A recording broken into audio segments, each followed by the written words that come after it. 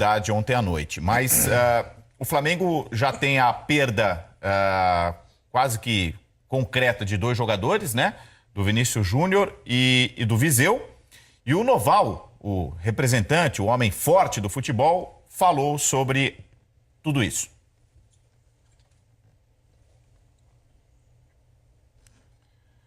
Sempre tem assédio no que se refere ao Paquetá. O Paquetá tem se destacado muito, é um dos melhores jogadores do Brasil. Não chegou nada oficial. Sempre há especulação. A partir do momento que chegar algo, vamos conversar com o empresário e com o atleta. Curioso que ele não nega veementemente assim, né? Não, ele renovou o contrato recentemente e tal. Acho que por prudência, né? Por saber que o Paquetá está jogando muita bola. Nossa ideia é segurar, mas se pagar a multa não tem jeito. Aí o Flamengo fica de mãos atadas, nem passa a negociação pela diretoria mesmo. Mas, Villanão, eu ouvi falar que estava negociando o valor da multa, aumentar o valor da multa. Mas a ideia é fazer um plano de carreira e fazer com que o Paquetá vire um ídolo aqui. A princípio, só sai pela multa. Aí sobre o Vinícius, a esperança e desejo do Flamengo é que ele fique até metade de 2019, ou seja, pelo menos até o final do ano, mas é uma decisão muito difícil. O jogador é do Real Madrid, é uma decisão que cabe às 3 partes, mas sabemos que a tendência é ele ir. Vinícius tem chorado, se emocionado, se despedido já da torcida. Sobre Guerreiro, é um nome bem quisto no mundo inteiro, é um dos melhores centroavantes que tem no mercado. Lógico que gostaríamos de contar com ele, mas vai depender muito dessa parte jurídica, desse imbróglio todo. Lembrando que o Guerreiro joga a Copa do Mundo, mas depois da Copa ele cumpre a pena, ou seja, ele vai ficar o segundo semestre inteiro parado, que é quando justamente acaba o contrato dele com o Flamengo.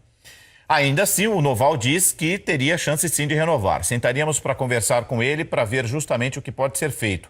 Um jogador que interessa não só ao Flamengo, como a qualquer clube no mundo. Entrevista ao Globoesporte.com. Dos 13, você quer que qual fique no segundo semestre? Eu acho muito cedo para o Vinícius Júnior partir. Eu também. Eu acho muito cedo. Acho que a chance do Vinícius se consagrar primeiro no Brasil para depois... Por exemplo, Neymar ganhou uma Libertadores. Isso faz com que ele chegue num time como o Real Madrid... mais seguro, mais tranquilo, né? Fiz o que tinha que fazer, né? Já fiz. Tem uma paixão de querer jogar bola, porque ele começou a frequentar o Flamengo, sei lá, com 9 anos, entendeu? Ele quer ser um jogador do Flamengo. Eu acho que ainda não está pronto, não é assim, não acho que seja o momento ideal. O Paquetá até está pronto. Eu torço para que ele entenda que ídolo não é craque. Ídolo é quem fica muito tempo no mesmo time e que serve muito tempo a mesma torcida. Não é? Isso é diferente, porque senão o cara fica 2 anos em cada clube, ele ganha muito dinheiro nas negociações, mas não vira um ídolo. Torço para que ele fique, mas eu acho que o melhor seria manter o Vinícius Júnior mais um tempo. Eu diria até 1 ou 2 anos no Brasil. Qual que é a ideia do Real Madrid também? Vai levar o Vinícius Júnior agora para lá e vai fazer o quê com ele? Porque ele tem 17 anos, né? A gente não sabe, porque agora o Lopetegui, né? Não, o Lopetegui, o técnico da Espanha, também notícia do dia, que casa com o noticiário sobre o Vinícius Júnior. O Real Madrid anuncia, até para dar um bico na especulação do Tite assumir o Real Madrid pós-Copa do Mundo, o técnico da seleção espanhola será o técnico do Real Madrid e vai assumir logo após a Copa do Mundo. Então, aí passa por ele a ideia de contar com o Vinícius ou não, né? E imagino se você vai pegar o Vinícius para emprestá-lo num primeiro momento, não é o que vai acontecer, porque está no contrato dele. É um acordo, O Gabriel Jesus pediu para ficar no Palmeiras até o final do ano, até 2016. Ele foi negociado durante as Olimpíadas com o Manchester City, pediu para ficar até o final do ano. O Palmeiras estava disputando o título brasileiro e ele foi o cara daquele título brasileiro, né? Alguns outros jogadores, Tietchan, Moisés, mas ele é a imagem que fica daquele Palmeiras campeão 2016. Mas passou pela vontade dele permanecer no Palmeiras. Então, eu acho que essa situação do Vinícius Júnior, o que me deixa mais curiosa é o que... Beleza, vai levar ele agora, mas pra quê? Ele já vai chegar lá e já vai jogar? Porque tá se falando também na contratação do Rodrigo do Santos, que tem meses de diferença pro Vinícius Júnior. Então, assim, eu tô curiosa pra saber qual vai ser a determinação do Real Madrid, né? E a montagem do elenco passa também por peças importantes, né? O jornal Record de Portugal crava e diz que a decisão é irreversível, o Cristiano Ronaldo não vai ficar. Essa é uma informação do Record. O Cristiano Ronaldo fez aquela cena toda em meio à comemoração da Champions, dando a ideia de que terá novidades, vocês vão saber, agora é hora de eu comemorar, mas abrindo caminho para ele sair do clube. Parece que não foi cumprido lá um acordo com o presidente Florentino Pérez e ele está bravo. O Gareth Bale também publicamente reclama de mais oportunidades na equipe principal. Ele se revezou entre os titulares, né, com o Isco, com o Lucas Vazquez, enfim. Também ninguém sabe se ele fica. Manchester United, por exemplo, poderia pagar lá uma grana para trazer o Gareth Bale de volta para a Premier League. Então tudo isso acaba impactando na decisão do Vinícius, do Rodrigo, se esses meninos terão mais oportunidades, se um elenco será reformulado a partir de agora para a próxima temporada. É um elenco em fim de ciclo, né? Também. Sofreu muito. Terceiro colocado só no Campeonato Espanhol, caiu nas quartas de final em casa no Bernabéu para o Leganés. Isso é muito doído para a torcida, apesar da conquista da Champions. Ana, vamos repassar o que aconteceu no caso Scarpa a partir de agora? Porque o Scarpa teve a última decisão negada na primeira instância. Não é que não caiba mais recurso, cabe, só que ele vai ter que subir uma instância para tentar se desligar do Fluminense. Ele ainda é jogador do Flu. Você acompanha tudo de muito perto, né? Tom de despedida. Scarpa relata a companheiros desejo de mudar de ares. Isso em dezembro do ano passado, dia 5 de dezembro. Ele foi apupado, ele foi vaiado nesse jogo em que ele decidiu com vitória pela torcida do Fluminense. Aí ele não se apresentou, desfalcou na abertura da pré-temporada, não viajou para os Estados Unidos com o Fluminense. E as negociações foram avançando para a saída, para o distanciamento do atleta, né? Já invadindo o ano de 2018. O Fluminense quitou as pendências com o Scarpa, mas o jogador já não tinha mais volta, né? Parecia também que não seria demovido da ideia de deixar o Fluminense. Aí ele entra com um mandado de segurança para começar a tentar se desvincular do clube. O Palmeiras compra a briga. O Corinthians disse que a situação era complicada. O São Paulo também saiu do negócio para que aguardasse tudo à distância. O Palmeiras comprou a briga e ele chegou a jogar fazendo gol importante como esse contra o Ituano no Campeonato Paulista. O Fluminense ia, claro, batalhando, né? Querendo manter o vínculo com o jogador. Aí começa a guerra das liminares na justiça, né? Scarpa de um lado, Fluminense do outro, ele ganha, o Fluminense derruba, o Fluminense ganha, o Scarpa rebate, enfim.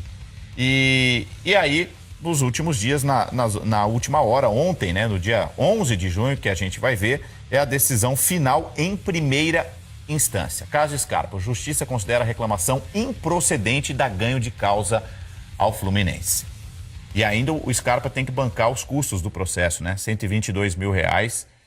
E, enfim.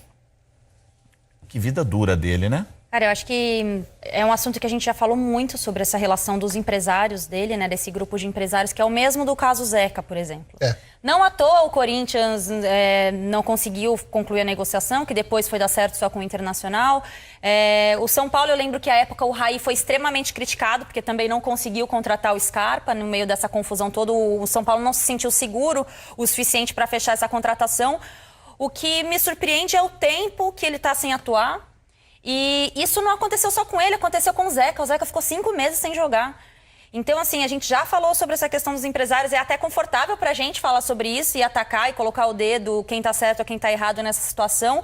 Mas eu acho que tem que ser um divisor de águas o caso Scarpa, assim. A justiça desportiva, que ela não tem nada a ver nesse caso, porque está na justiça comum, né?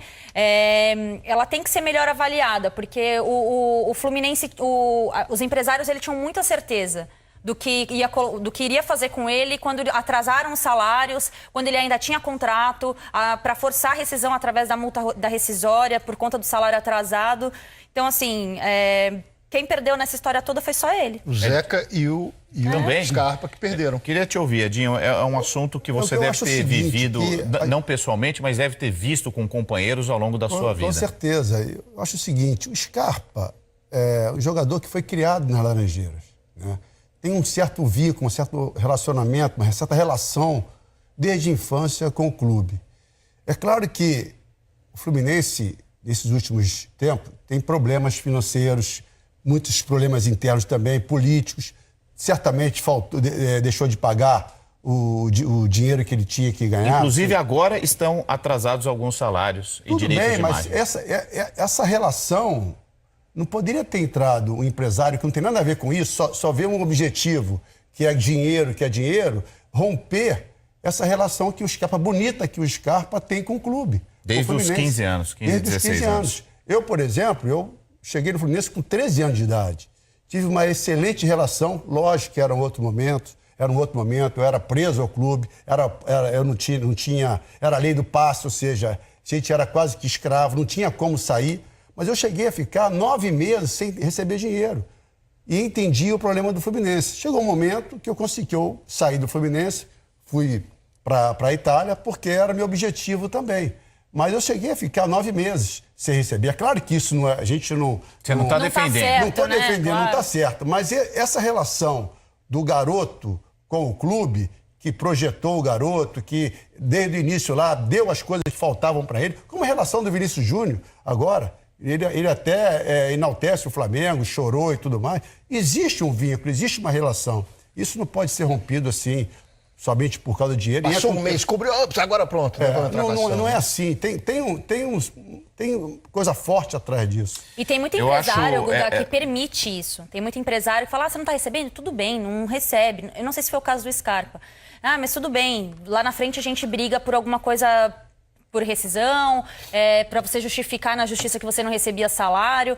Então, eu não consigo, mesmo trabalhando e acompanhando o dia a dia, falando com empresários, advogados, etc., eu não consigo entender como é que os jogadores se permitem essa quebra de vínculo que eles têm com os seus clubes. Eu- E no Assim, final, eu o único só- prejudicado, desculpa, é o jogador. Sim. É o jogador. Enfim, nós estamos aqui para... A gente tem que se posicionar sobre o assunto, né? Eu só acho muito legítimo, a partir do momento que o cara não recebe, ele buscar na justiça o que ele entende ser do direito dele. O Fluminense se defende também com toda a legitimidade. Esse é um episódio para ser resolvido na justiça. Já subiu de instância, da primeira para a segunda, e o Fluminense segue tendo o jogador vinculado ao clube. Agora, estou aqui cheio de dedo, né, para achar palavras. É muito difícil a gente julgar, a gente se posicionar a favor desse ou daquele lado, porque todas as partes têm legitimidade razão. para brigar na justiça, né? Bom, a gente vai para um rápido intervalo.